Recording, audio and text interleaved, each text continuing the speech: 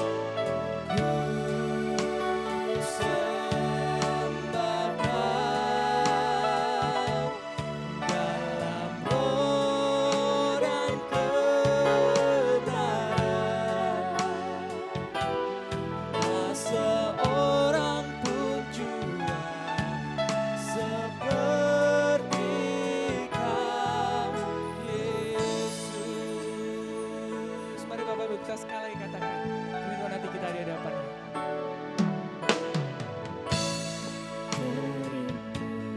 Kerinduanku datang padamu, datang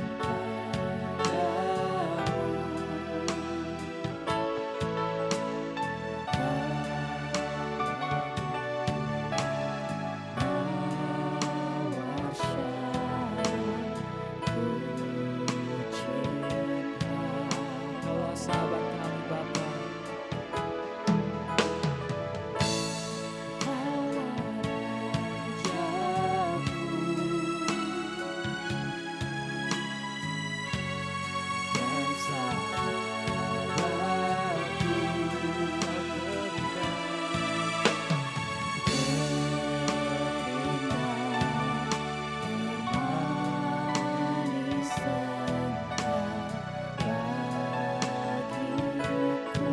Sama-sama sembah Dia. Sembah Kau, ku sembah Kau dalam roh dan kebenaran. Ku sembah Kau dalam roh dan kebenaran. Seorang pun juga seperti Kau, Yesus, Kau sembah.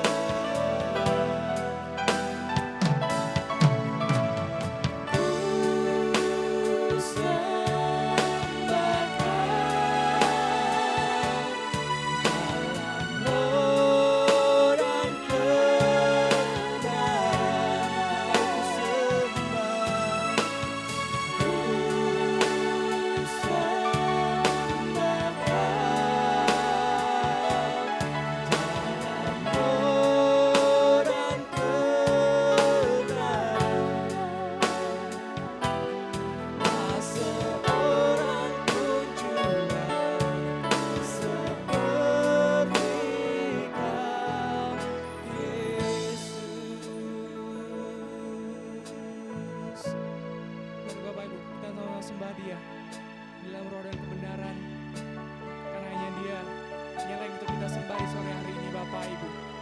Mari Bapak Ibu kita akan fokus untuk hanya menyembah Dia di sore hari ini, dan kita akan tinggalkan semua yang mungkin sedang merintangi kita sekarang, dan kita akan sama-sama katakan bahwa kita akan menyembah Tuhan dalam roh dan kebenaran.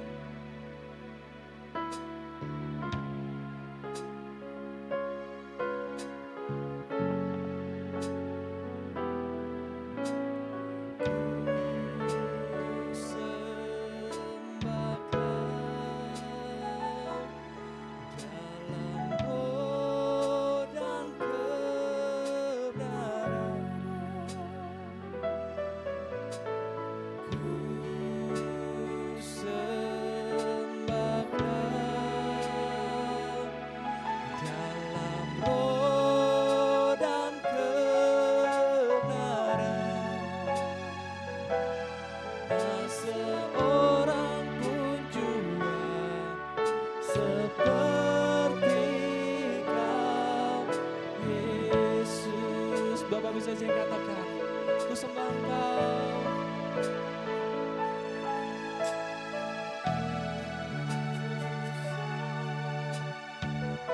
Ya, ini adik kami Tuhan, kami menyembah Engkau Tuhan di sore hari ini Bapa.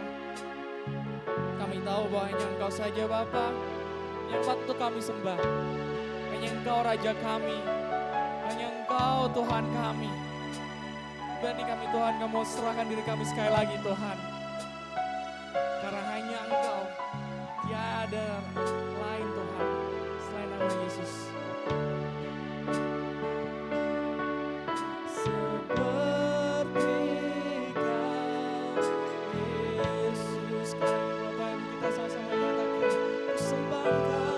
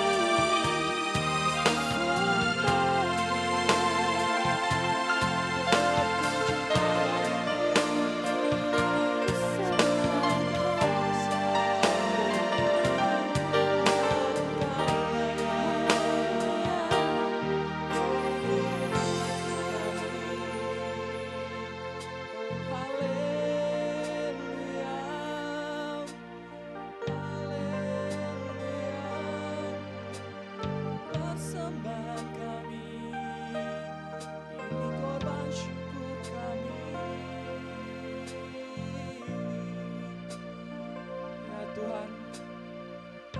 Benar Tuhan, menurut sore hari ini Kau mau naikkan segala pujian kami, Kau mau naikkan segala sembah kami Tuhan. Karena kami tahu Bapa, hanya Engkau Tuhan, hanya Engkau Raja yang layak untuk kami sembah Tuhan. Dan ini kami Tuhan, kami rendahkan diri kami Tuhan di hadapan-Mu sore hari ini sekali lagi Bapa. Dan kami akan bawa sembah kami, akan bawa pujian kami ke hadirat-Mu Tuhan. Dan kiranya Kau hadir Tuhan tempat ini Bapa.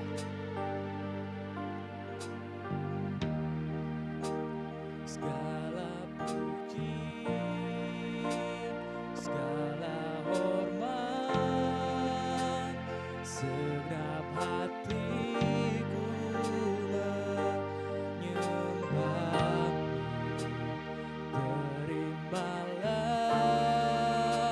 segenap hidupku sebagai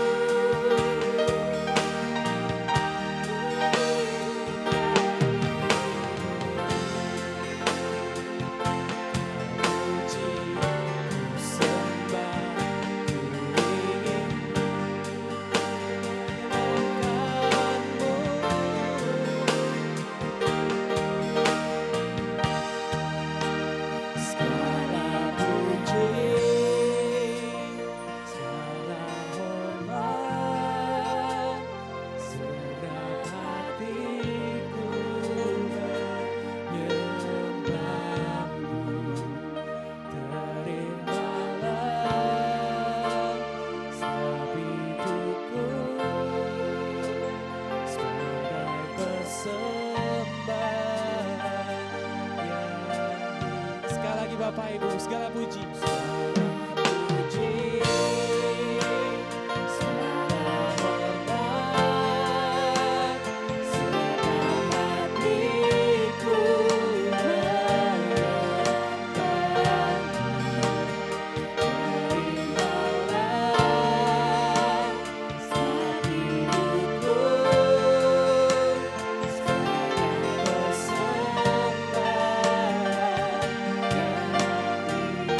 Bapak Ibu kita pujikan dengan sungguh. Kita bangkit berdiri Bapak Ibu, kita pujikan sekali lagi.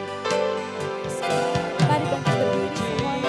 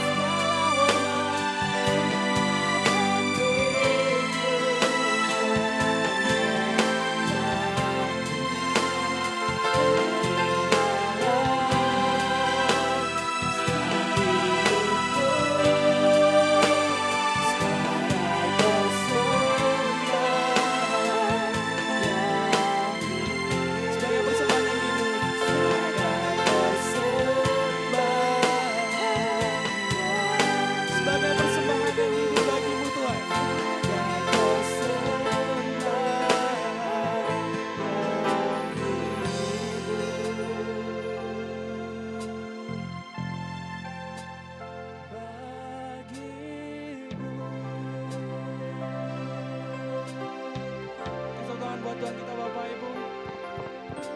Ya benar Tuhan, bahwa ini hati kami Tuhan. Kami siap Tuhan untuk memuji dan memuliakan Engkau Tuhan di sore dan malam hari ini Tuhan. Meskipun kondisi cuaca sedang tidak baik Tuhan, Engkau percaya Tuhan, Engkau tetap baik Tuhan dalam kehidupan kami Bapa. Dan ini kami Tuhan, kami siap untuk dan memuliakan Engkau. Dalam nama Tuhan Yesus, kami ucap syukur. Haleluya, amin. Shalom Bapak Ibu semuanya. Siapa yang suka cita sore hari ini? Boleh kasih tos kanan kirinya yang suka cita. Ayo Bapak Ibu.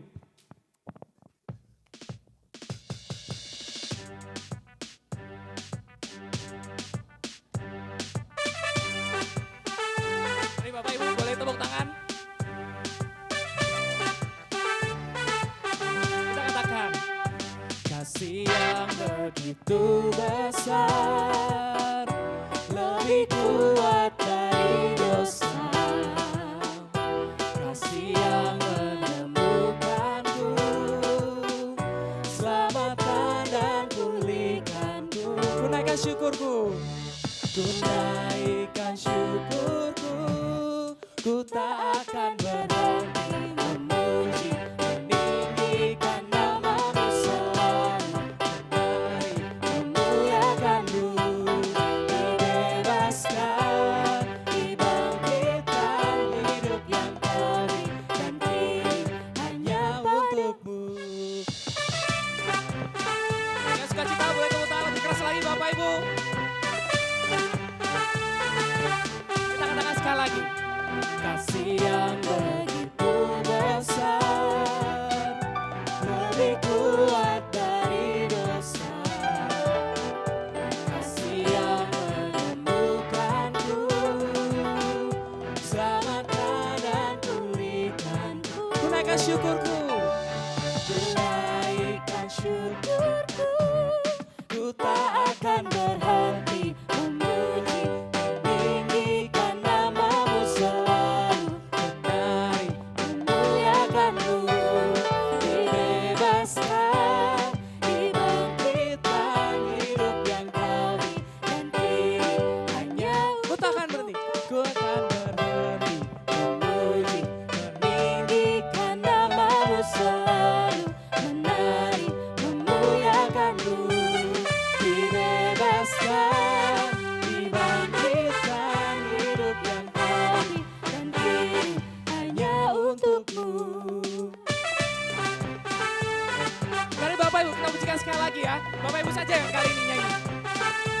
Yuk kita katakan bersama.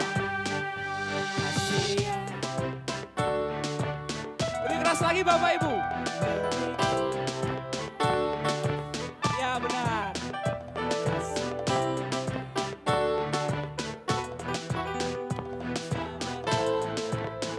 Kita sama-sama naikkan syukur kita Bapak Ibu.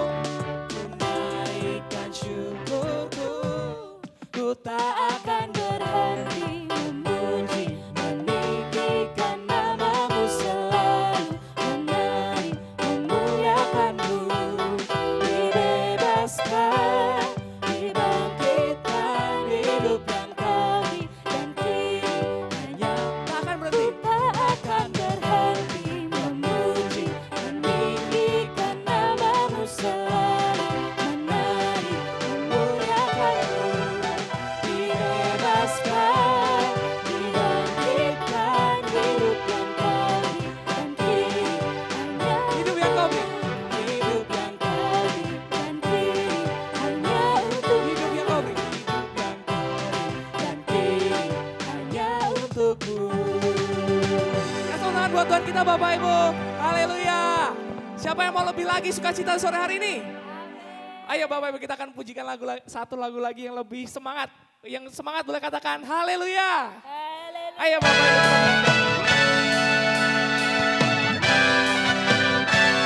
Kasih tangan Bapak Ibu.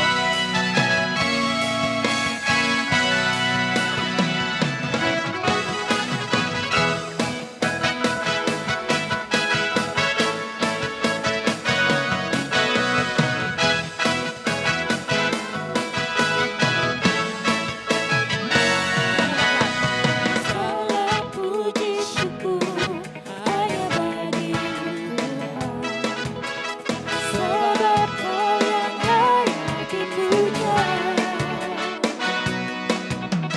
Kami mau bersorak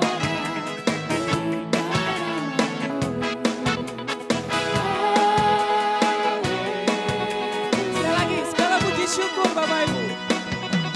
Segala puji syukur hanya bagimu Tuhan, sebab Kau yang layak dipuja. Kami mau bersorak,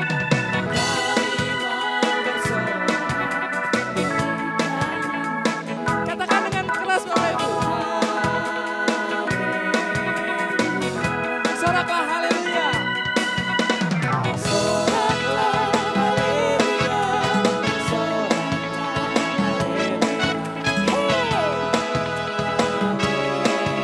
haleluya. Soraklah haleluya.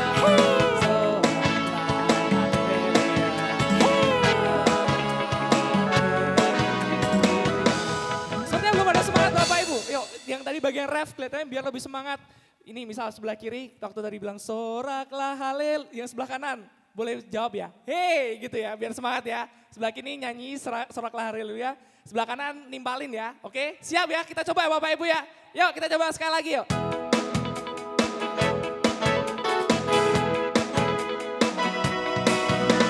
Segala puji syukur hanya bagimu, sebab Kau yang layak dipuja. Kami mau bersorak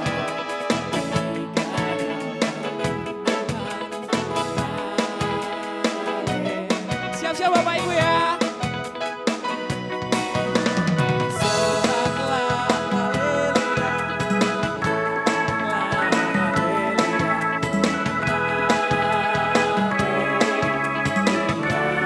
Soraklah haleluya. Soraklah haleluya. Soraklah haleluya.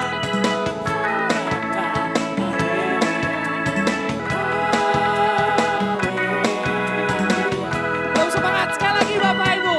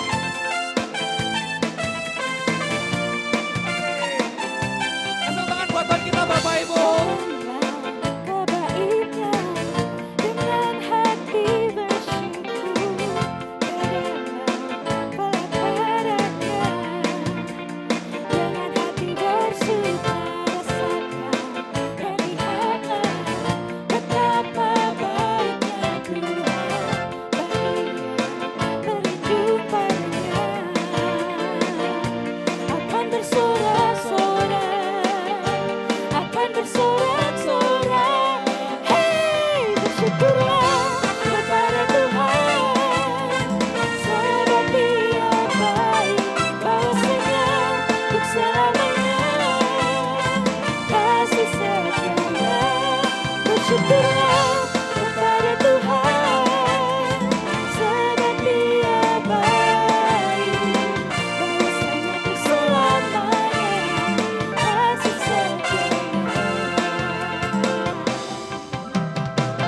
Katakanlah kebaiknya, mari nyanyikan semuanya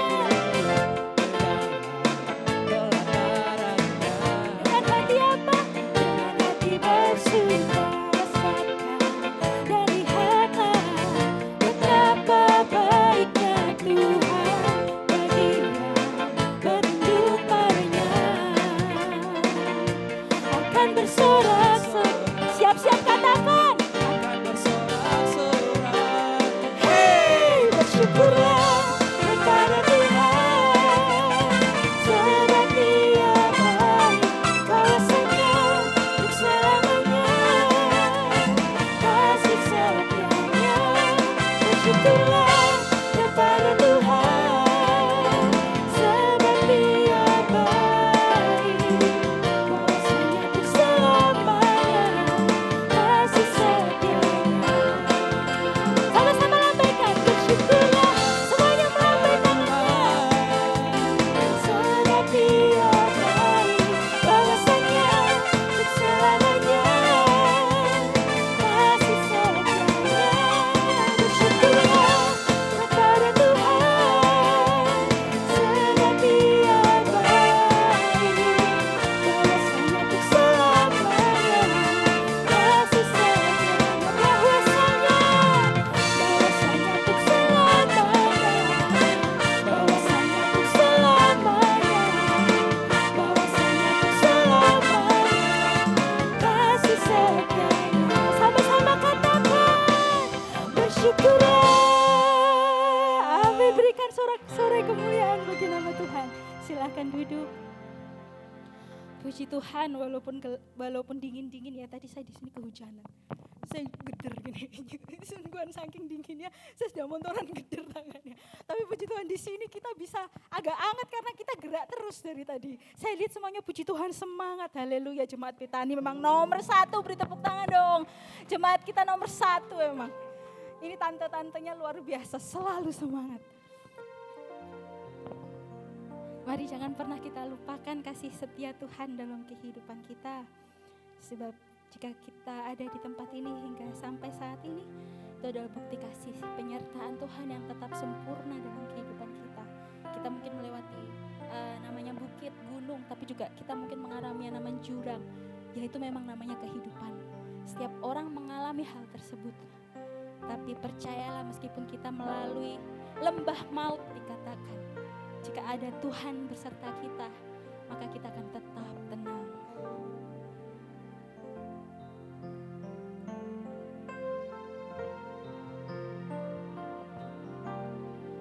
Kemanakah kami mencari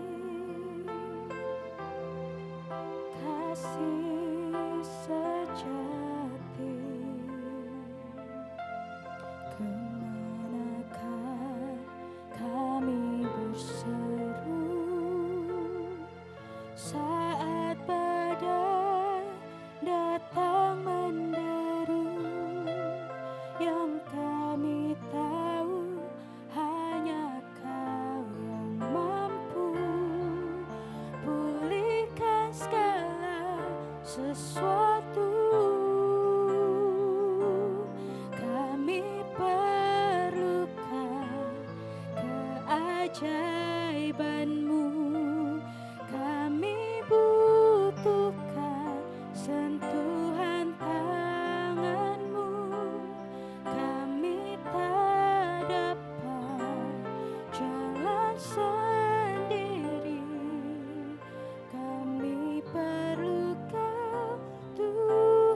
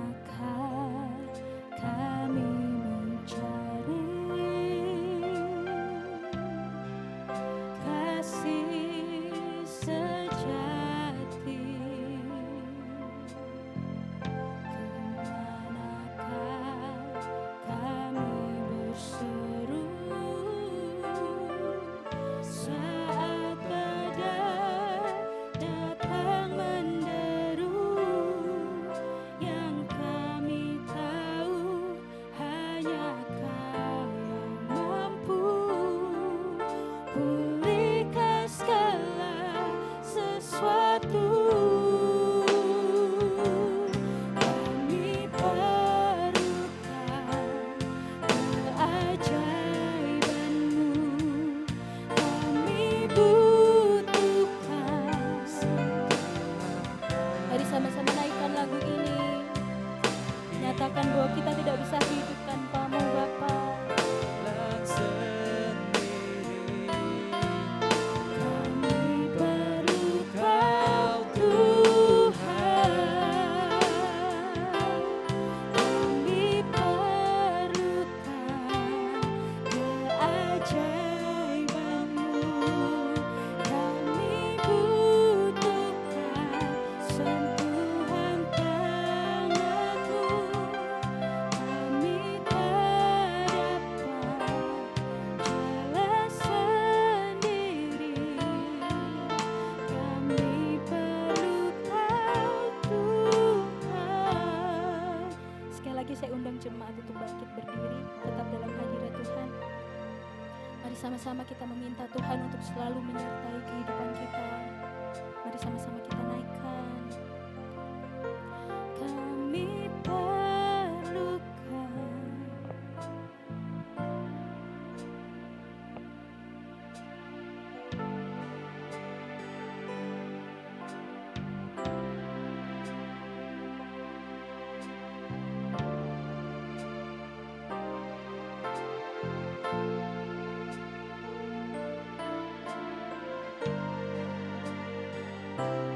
Sekali lebih keras lagi jemaat naikkan. Kami perlukan. Kami butuhkan.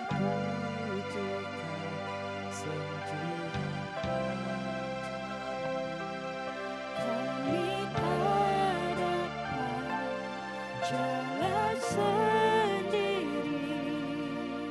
Kami perlu Kau Tuhan.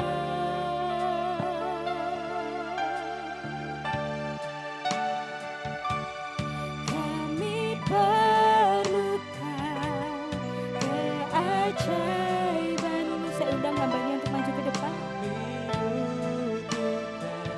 Sentuhan tangan-Mu. Kami sendiri.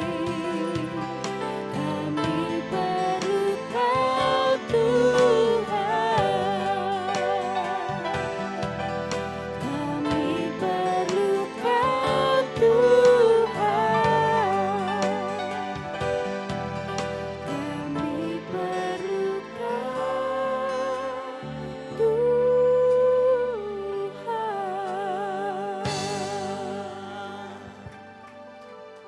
Terpujilah namamu ya Tuhan Yesus. Kami sungguh mengucap syukur atas kasih dan rahmat-Mu. Kami sungguh mengucap syukur atas Engkau Allah yang sudah menyertai memberkati kami saat ini. Ya Tuhan Yesus, pada saat ini kalau kami boleh memuji dan memuliakan namamu, itu karena Engkau memang Allah yang layak kami puji, kami sembah dan kami tinggikan. Dan saat ini ya Tuhan, kami mau ambil bagian yang terbaik. Duduk diam di dekat kaki-Mu untuk mendengarkan suara-Mu, untuk mendengarkan firman-Mu. Mari Tuhan Yesus, kami serahkan pemberitaan firman ini hanya dalam tangan kasih-Mu saja. Dan biarlah kami ini adalah orang-orang yang melakukan firman itu. Dan tidak hanya berhenti di dalam diri kami, tetapi kami boleh memberitakan firman itu kepada yang lain. Terima kasih ya Tuhan Yesus. Kami menyerahkan pemberitaan ini hanya di dalam nama Tuhan Yesus Kristus. Haleluya. Amin. Silakan duduk Bapak Ibu Saudara sekalian. Puji Tuhan untuk kesempatan malam hari ini. Shalom. Bagaimana kabarnya? Ya, Tuban luar biasa. Walaupun sempat diguyur hujan yang cukup deras. Ya, tetapi tidak menyurutkan semangat kita untuk memuji dan memuliakan Tuhan di tempat ini. Amin. Ya, puji Tuhan. Bapak Ibu Saudara sekalian, saya akan membawakan tema kamu adalah garam dan terang dunia. Bapak Ibu Saudara sekalian, tema ini sungguh sering sekali dibicarakan. Betul ya? Mungkin di tempat ini juga sudah mungkin beberapa kali pastinya ya. Karena memang ini adalah berita yang Tuhan Yesus sendiri katakannya, kamu adalah garam kamu adalah terang dunia.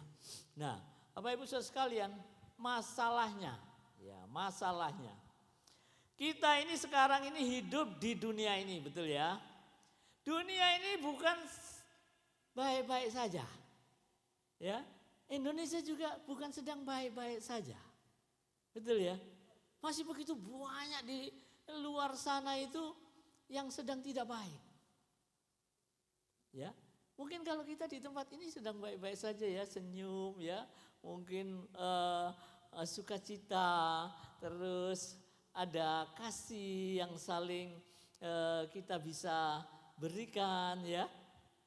Tetapi di luar sana bagaimana? Ya, terus bagaimana dengan kita? Ya, apakah kita itu juga bisa mempengaruhi orang di luar sana? Apakah kita ini juga bisa menjadi terang di tengah dunia yang saat ini banyak kegelapan? Ya, ini begitu penting ya buat kita semua. Ya, karena apa? Kita adalah orang-orang yang percaya kepada Tuhan Yesus Kristus. Amin. Orang yang sudah diselamatkan oleh Tuhan Yesus. Amin. Iya. Oleh karena itu, jadilah garam. Maaf, kita ini adalah garam dan kita adalah terang. Ya, kita akan baca firman Tuhan dari Matius 5 ayat 13 sampai ke 16. Matius 5 ayat 13 sampai ke 16, hanya sedikit ayatnya ya. Nah, kita akan baca sama-sama ya. Itu ada ya di layar ya. Matius 5 ayat 13, mari sama-sama. Kamu adalah garam dunia. Jika garam itu menjadi tawar, dengan apakah ia diasinkan? Tidak ada lagi gunanya selain dibuang dan diinjak orang. Kamu adalah terang dunia. Kota yang terletak di atas gunung tidak mungkin tersembunyi. Lagi pula orang tidak menyalakan pelita lalu meletakkannya di bawah gantang, melainkan di atas kaki dian sehingga menerangi semua orang di dalam rumah itu. Demikianlah hendaknya terangmu bercahaya di depan orang supaya mereka melihat perbuatanmu yang baik dan memuliakan Bapamu di surga. Amin. Ya, puji Tuhan Bapak Ibu saudara sekalian, untuk kita bisa memahami ayat-ayat yang kita baca ini, kita ada 3 hal yang perlu kita pahami lebih dahulu. Yang pertama itu konteks ya.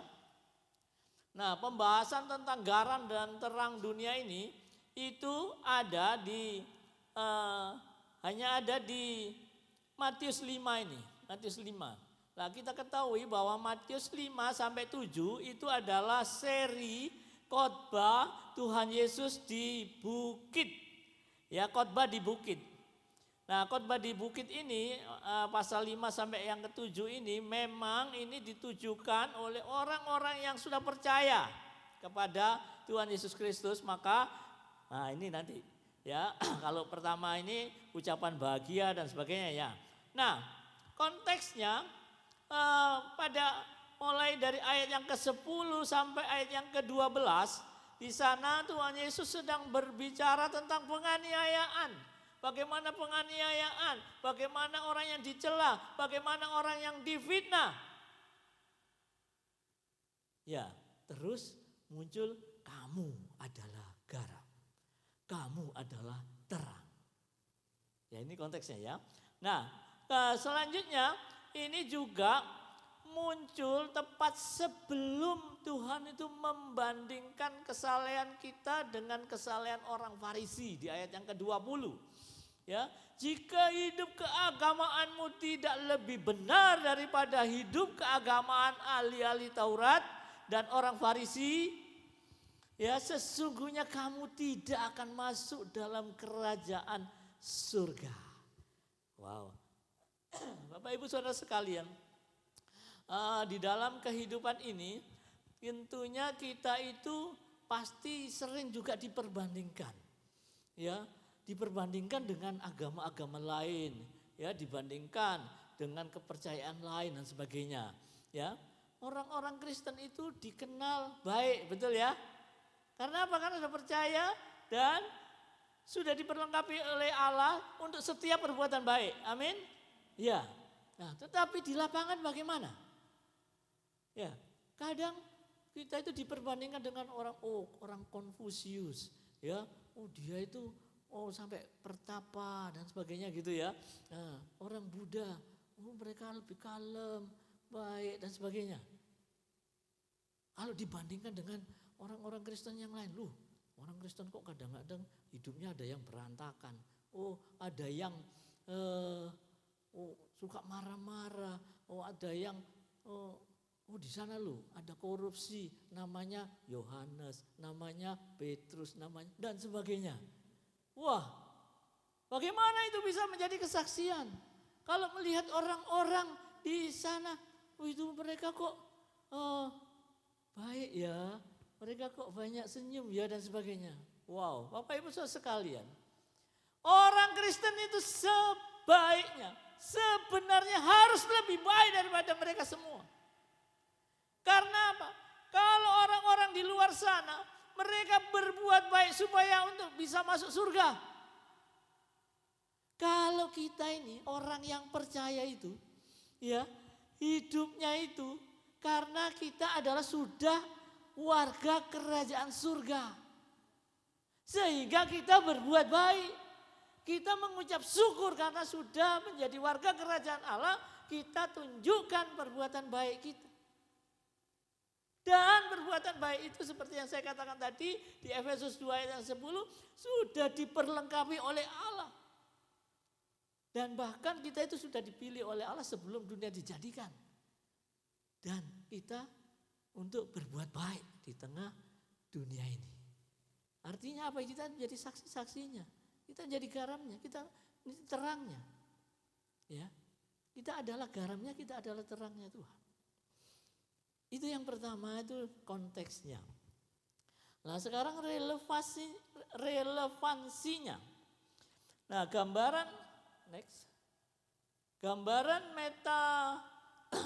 metafora dari garam dan terang ini, kalau kita lihat pada zaman dahulu ya, kalau kita sekarang ini ya, garam itu orang itu untuk menjadikan rasa enak itu macam-macam ya, tidak hanya sekedar garam ya, ada bumbu-bumbu yang lain dan sebagainya. Nah, tetapi konteks pada zaman itu garam ini adalah bumbu yang paling utama. Sehingga apa? Sehingga tidak hambar itu makanan. Yaitu utamanya adalah garam. Itu konteks kuno. Nah, demikian juga orang itu relevansinya ya tidak dapat hidup tanpa terang. Bapak Ibu Saudara sekalian, pernah enggak kita membayangkan bagaimana kita itu hidup tanpa ada terang sama sekali? Kita mungkin bisa enggak kita itu tahan hidup 1 bulan saja tanpa ada terang? Saya rasa enggak bisa ya. Ya coba mungkin kita hidup di dalam gua gitu ya, yang enggak ada terang sama sekali ya. Nah, terus boro-boro kita bisa nonton video, enggak bisa, enggak ada terang, enggak ada apa-apa di sana gitu ya. Saya rasa untuk orang modern pasti enggak akan bisa, enggak akan tahan hidup yang seperti itu, betul ya. Nah, sekarang relevansinya apa? Dimanapun kita berada, kita sebagai garam itu kapanpun kita berada, kita adalah terang. Itu dibutuhkan orang lain. Jadi relevansinya garam dan terang itu dimanapun, kapanpun itu dibutuhkan orang lain. Ya, yang selanjutnya yang perlu kita yang ketiga itu adalah identitas. Ya, Bapak Ibu Saudara sekalian, kalau di ayat yang ke-13 di sana, kamu adalah garam dunia. Ingat ya, kamu adalah. Betul ya. Yang di ayat yang ke-14 di sana dikatakan kamu adalah terang dunia. Apa arti kamu adalah? Itu adalah identitas. Jadi kalau saat ini kita bisa bilang misalnya dengan ke Pak Prabowo ini. Kamu, Pak Prabowo itu ya, adalah presiden untuk Indonesia ya. Tidak ada orang yang lain disebut presiden. Kalau kamu ingin jadi presiden lain lagi ceritanya. Atau kalau kamu akan menjadi presiden, itu lain lagi ceritanya. Kalau yang namanya kamu adalah, ya itulah faktanya. Itulah sebenarnya. Ya, jadi bukan kamu akan menjadi garam dan terang. Karena menjadi garam dunia dan terang dunia itu bukan tugas kita. Ya, bisa digarisbawahi, menjadi garam dan terang dunia itu bukan tugas kita. Tetapi tugasnya Allah. Karena apa? Allah yang melalui Yesus Kristus telah mati di atas kayu salib itu telah menjadikan kita garam dan terang dunia. Ini yang kita harus pahami Bapak Ibu Saudara sekalian. Jadi bukan kita, bagaimana kalau kita menjadi garam dan terang dunia? Enggak, bukan itu masalahnya. Kamu orang-orang yang percaya itu adalah garam itu sendiri. Kamu adalah terang itu.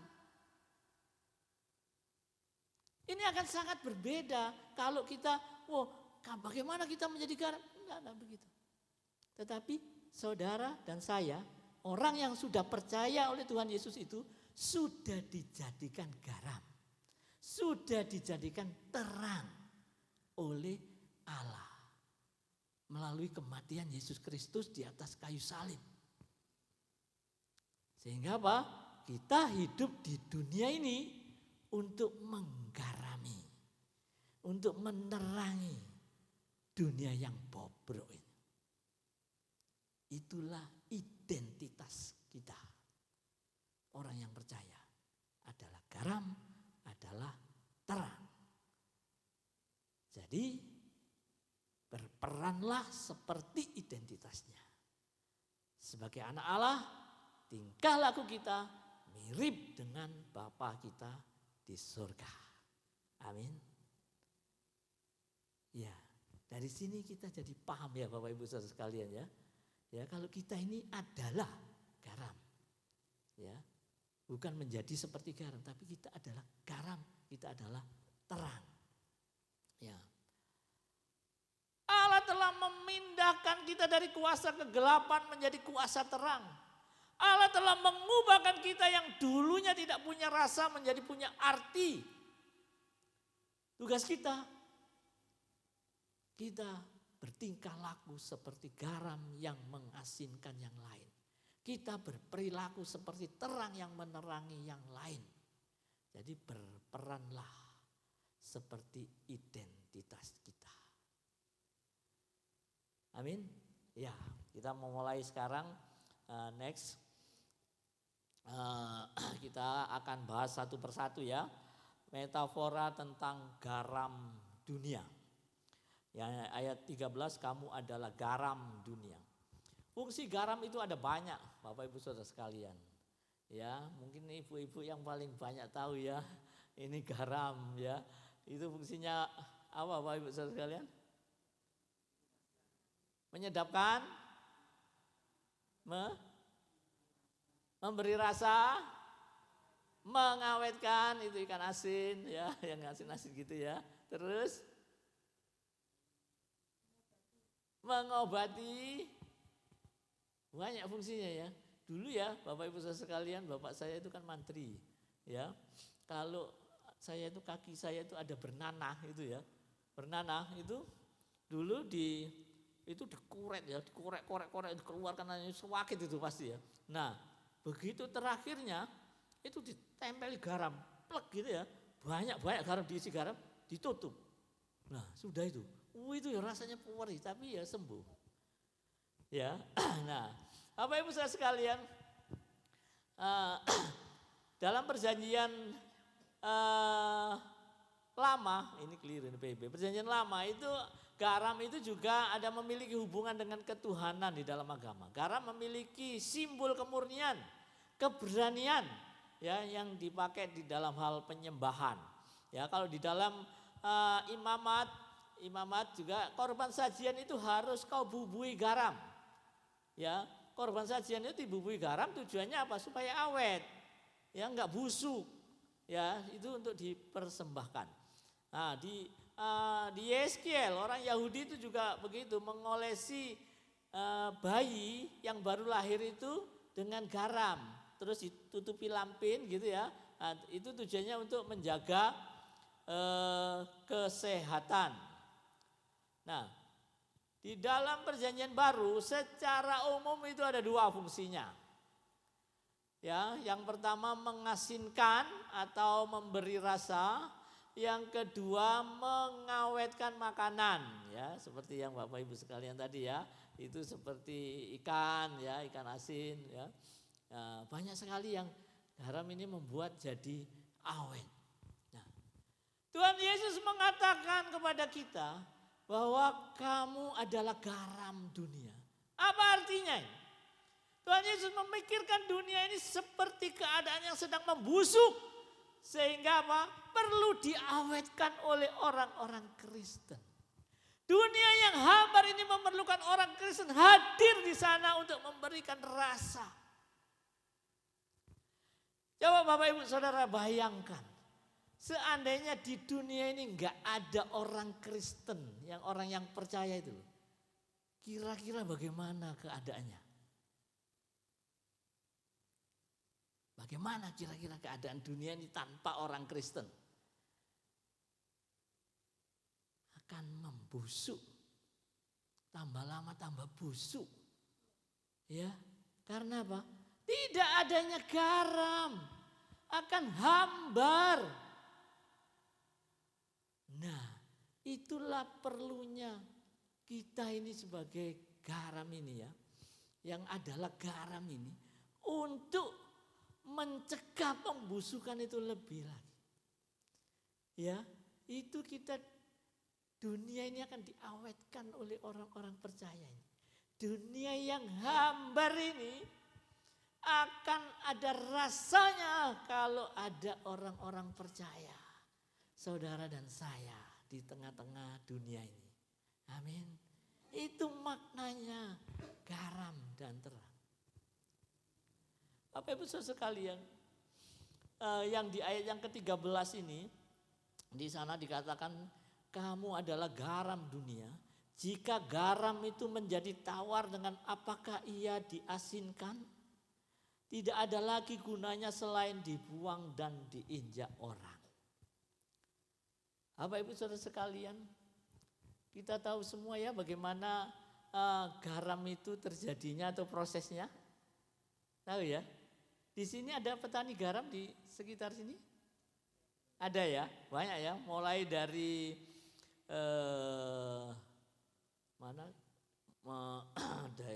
kalau dari Surabaya ke sini ya memang pinggir laut itu ya banyak juga yang membuat garam ya. Itu bagaimana caranya mereka itu air laut itu ditampung di bedeng kayak sawah gitu ya, genangan gitu ya. Nah, terus itu karena matahari terus menerus itu ya, lama-lama itu mengkristal, betul ya.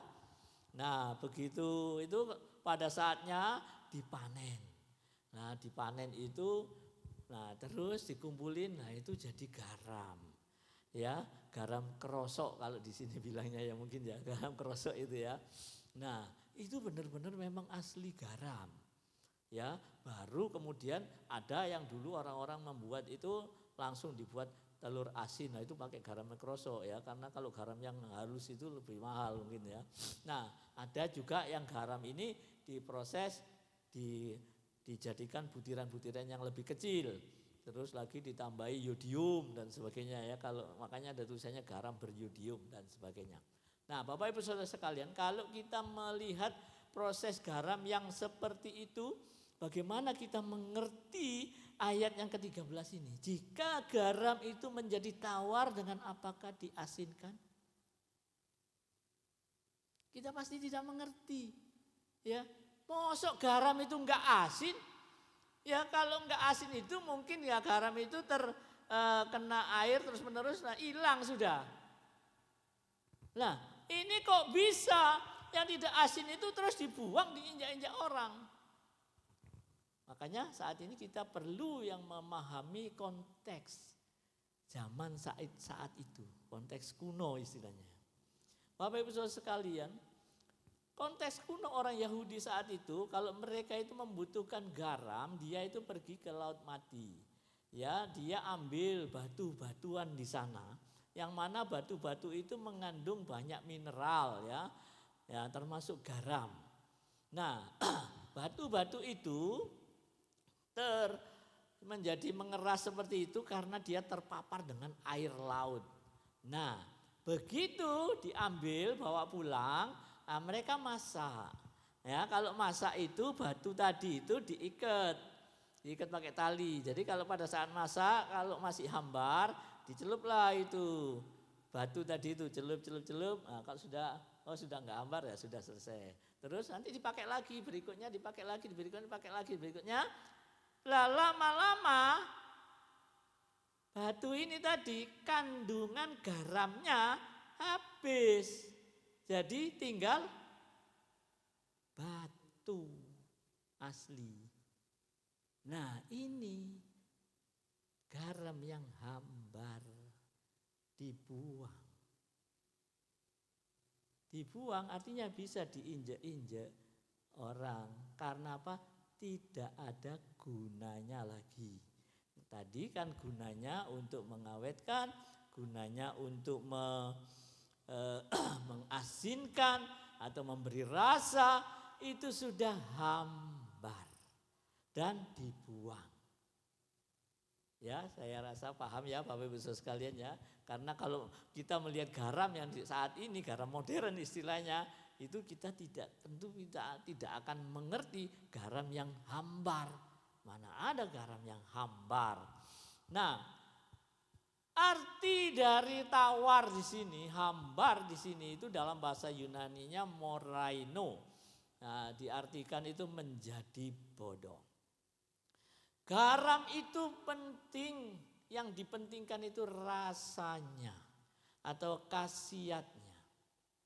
Kalau garam yang sudah tidak asin itu namanya bukan lagi garam, tapi batu ya tadi ya. Nah itu adalah satu kebodohan. Artinya apa? Sudah tidak ada gunanya lagi. Ya Bapak Ibu Saudara sekalian, kalau di sekeliling kita, di sekolahan, di lingkungan kita, tetangga kita, lingkungan kerja dan sebagaimana kita ada. Kalau mereka tidak bisa merasakan asinnya saudara dan saya orang percaya, itu artinya apa? Itu adalah satu kebodohan kita. Kita tidak sebagai garam yang bisa menggarami sekitar kita. Makanya kita bisa dilecehkan dan diinjak-injak oleh orang. Saya ambil contoh begini Bapak Ibu Saudara sekalian. Pada saat di lingkungan pekerjaan, sini ada yang lingkungan pekerjaan ya. Ya, nah atau orang di situ senengannya gosip. Ya, senengannya itu hal-hal yang purno-purno.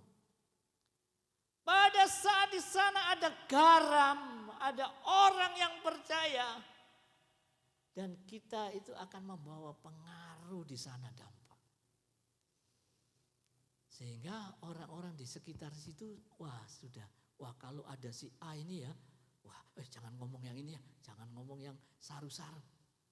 Nah seperti itu. Garam itu akan mengasinkan.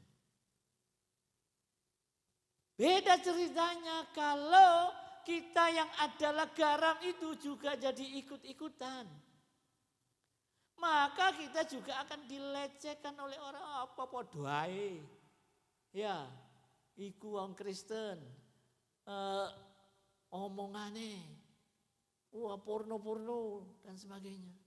Dilecehkan sama orang. Karena apa? Karena garam itu tidak ditunjukkan, garam itu tidak bisa mengasinkan, atau garam itu sudah hambar. Bapak Ibu Saudara sekalian, di dalam kehidupan ini ya, di lingkungan kerja lagi gitu ya. Bapak Ibu Saudara sekalian, seandainya ya, ini ada, kita itu ada di lingkungan bagian keuangan misalnya. Ya, bagian keuangan itu bagian yang paling rentan. Betul ya Bapak Ibu Saudara sekalian ya.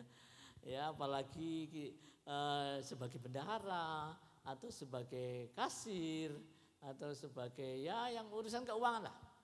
Nah, kalau bagian keuangan ini kan berseliweran itu uang. Betul ya? Yang mana uang itu bukan uangnya kita, betul? Ya, uang perusahaan, ya, atau uang ya organisasi dan sebagainya. Nah, kalau di sana itu ada rencana-rencana atau ada upaya-upaya ya mau korupsi, ya. Bapak Ibu Saudara sekalian, kalau korupsi itu ya biasanya tidak bisa dilakukan cuma satu orang loh. Betul ya? Harus ngajak konconya ya. Nah, Bapak Ibu Saudara sekalian, seandainya sudah ada pikiran-pikiran yang mau korupsi, mau untuk mengakali uangnya perusahaan itu, terus di sana itu tidak ada garam, korupsi terjadi enggak? Terjadi. Ya, tetapi kalau di sana ada garam atau terang ya nanti ya, itu saya percaya korupsi itu tidak terjadi. Ya, betul ya. Karena apa? Karena ada pengaruh. Karena ada dampak di sana. Wih, jangan.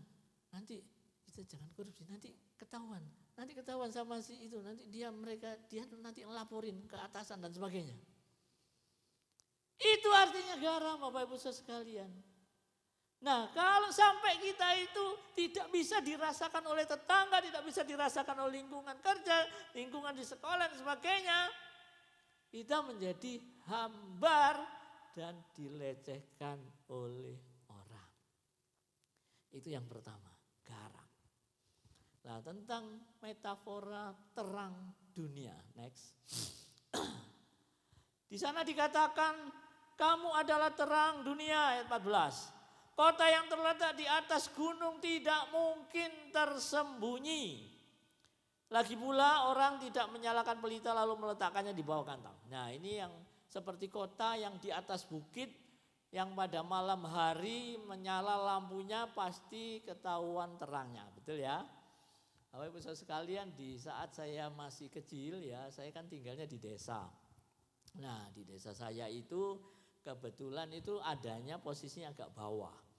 Nah, kalau malam, nah dulu kan memang tidak banyak hiburan ya. Tidak banyak hiburan, saat itu TV juga enggak banyak.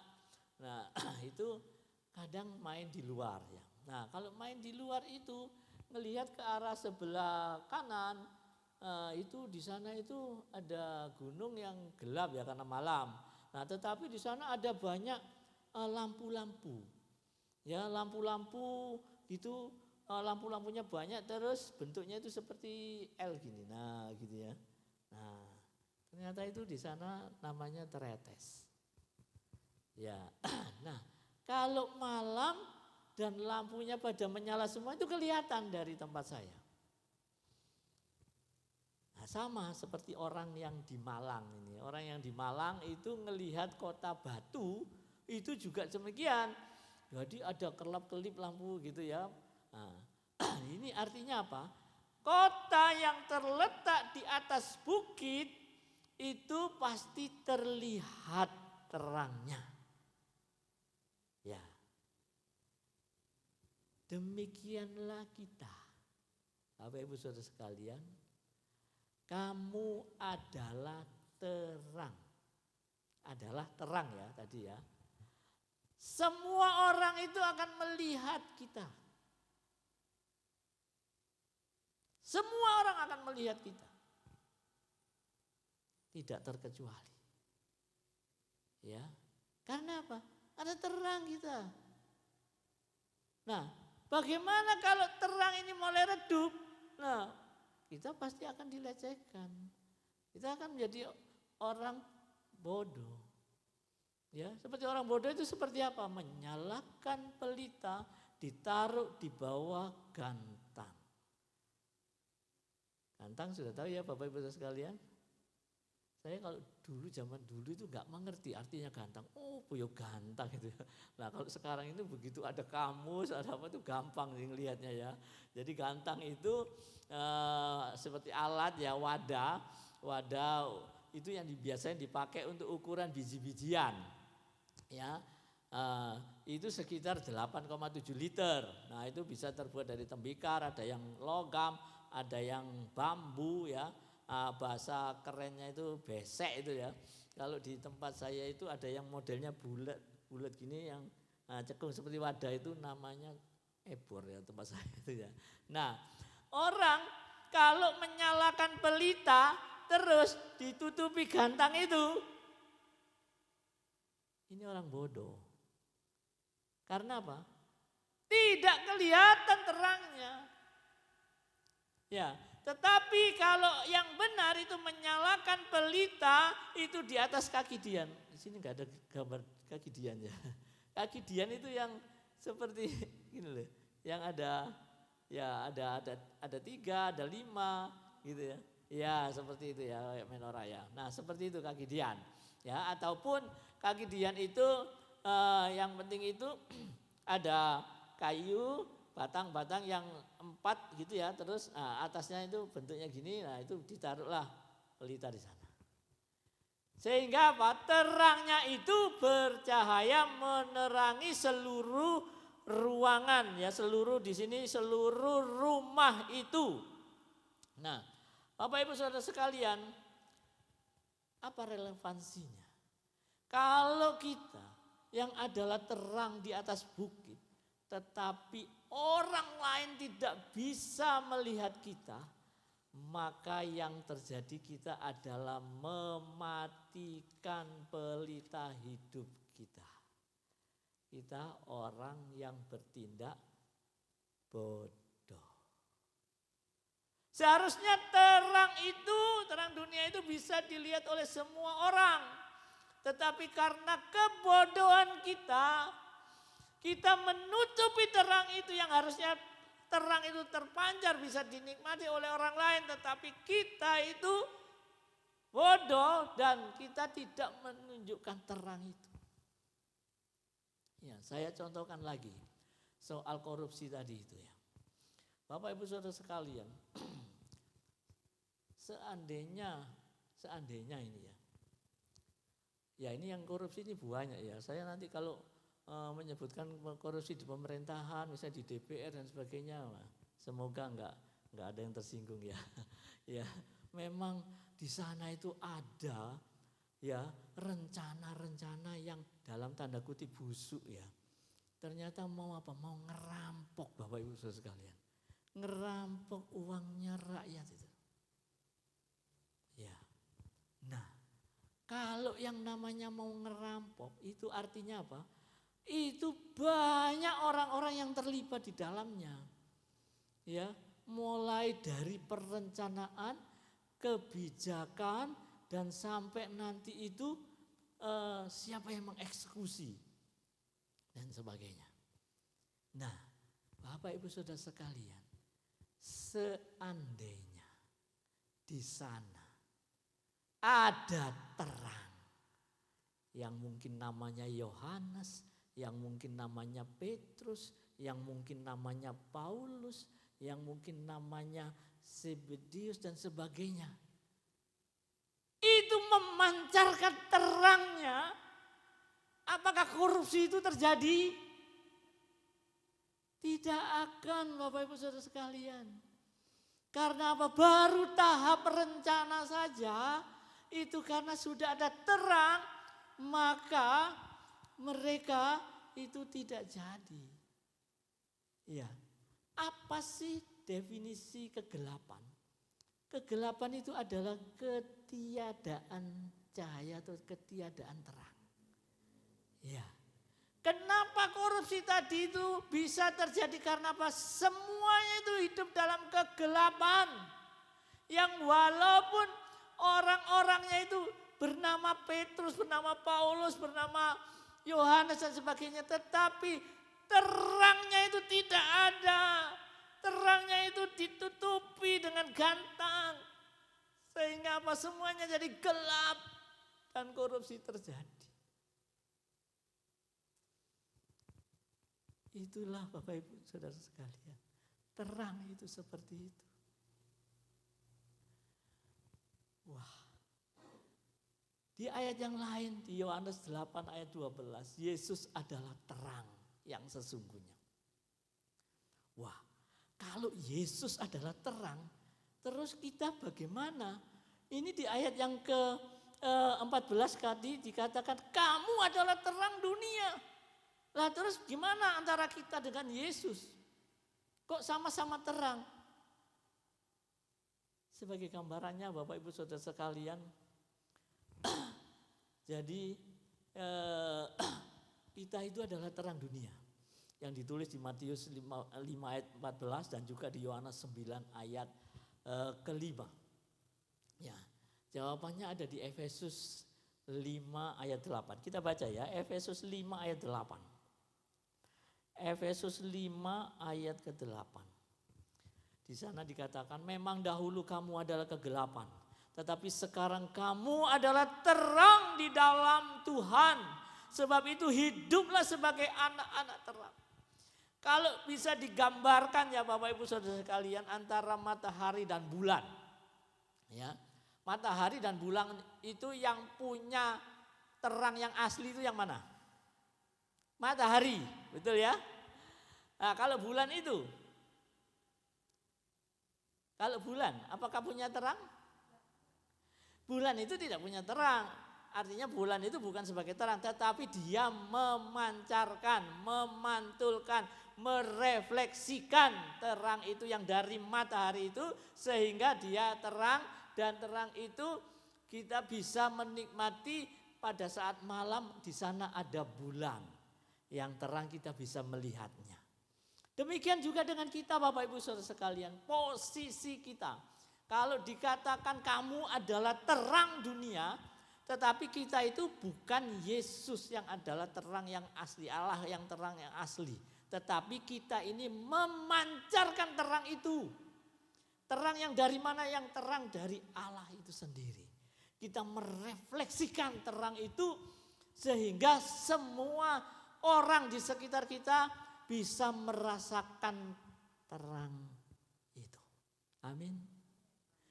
Dan saya percaya dengan kehadiran terang, ada terang, maka kegelapan itu hilang.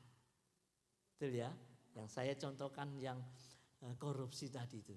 Tidak terjadi korupsi karena ada terang di sana.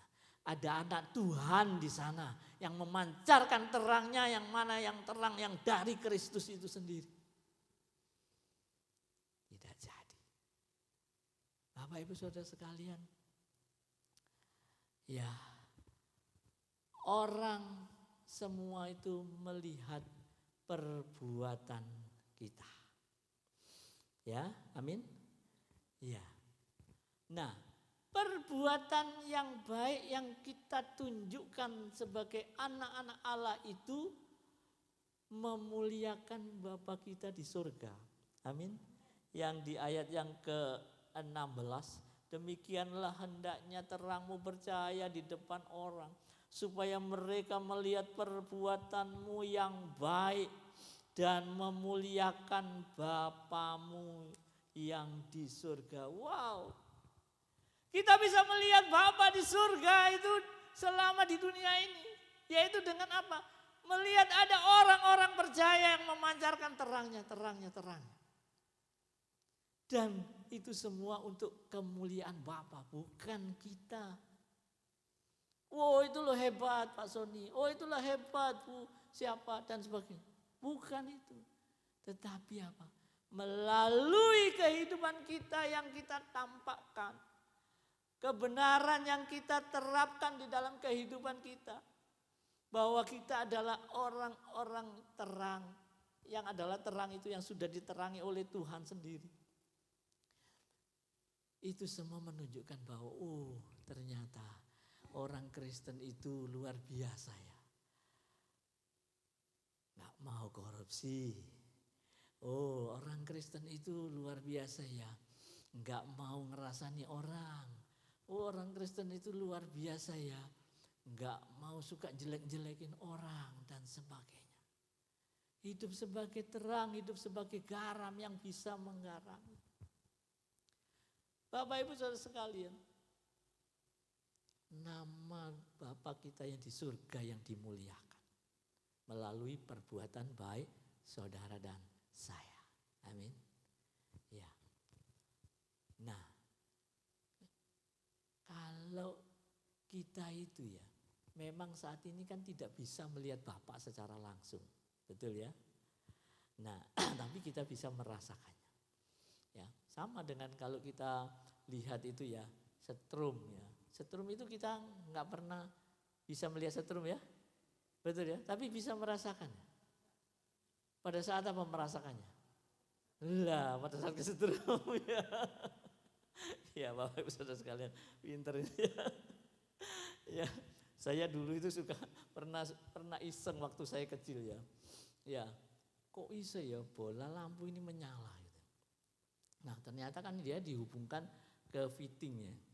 Nah, saya coba itu iseng-iseng pakai logam ya, pakai logam itu saat itu pakai apa ya? Pencabut bulu ya.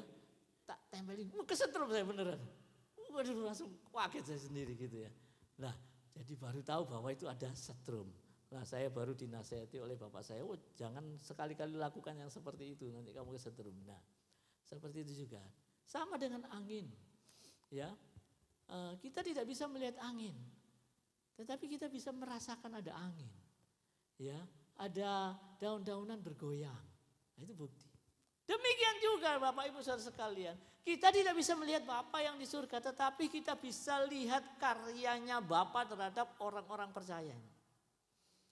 Yang menunjukkan terang, yang menunjukkan garam. Nah, sekarang masalahnya, ya, masalahnya seperti yang saya kemukakan tadi di depan tadi ya, ya. Bagaimana kita ini hidup di dunia ini? Bagaimana kita hidup di Indonesia ini? Yang mana banyak sekali kegelapan. Yang mana banyak sekali yang namanya korupsi. Yang mana banyak sekali yang namanya kejahatan. Yang mana banyak sekali hal-hal kayak pelecehan ya. Di tempat kami itu ada beberapa hari yang lalu ada pelecehan anak SD dilecehkan dan sebagainya. Wow, itu kita hadapi di tengah-tengah masyarakat Bapak Ibu sekalian. Nah, sudahkah kita ini menggarami dunia ini? Sudahkah kita menerangi dunia ini? Sehingga pengaruhnya, dampaknya itu bisa dirasakan oleh sekeliling kita. Sehingga kejahatan tidak jadi. Sehingga yang namanya korupsi tidak jadi. Sehingga yang namanya hal-hal yang melecehkan tidak terjadi. Karena apa? Karena ada terang di sana, karena ada garam. Orang-orang percaya ini. Bukannya kita ini menjadikan kita bodoh. Melakukan, menutupi terang yang harusnya itu bisa dicahaya, bisa dinikmati oleh orang lain, tapi kita tutupi dengan gantang. Ya, kalau sampai ada yang seperti itu, ya artinya bertobatlah. Sadarilah bahwa orang yang percaya kepada Tuhan Yesus Kristus yang sudah Yesus sudah mati di atas kayu salib itu, yang menjadikan kita adalah garam dan terang. Lakukanlah itu. Berperanlah kita ya di tengah dunia yang hambar ini, di tengah dunia yang gelap ini. Kita hadir di sana sesuai dengan identitas kita. Garam dan terang dunia. Amin. Mari kita satu dalam doa.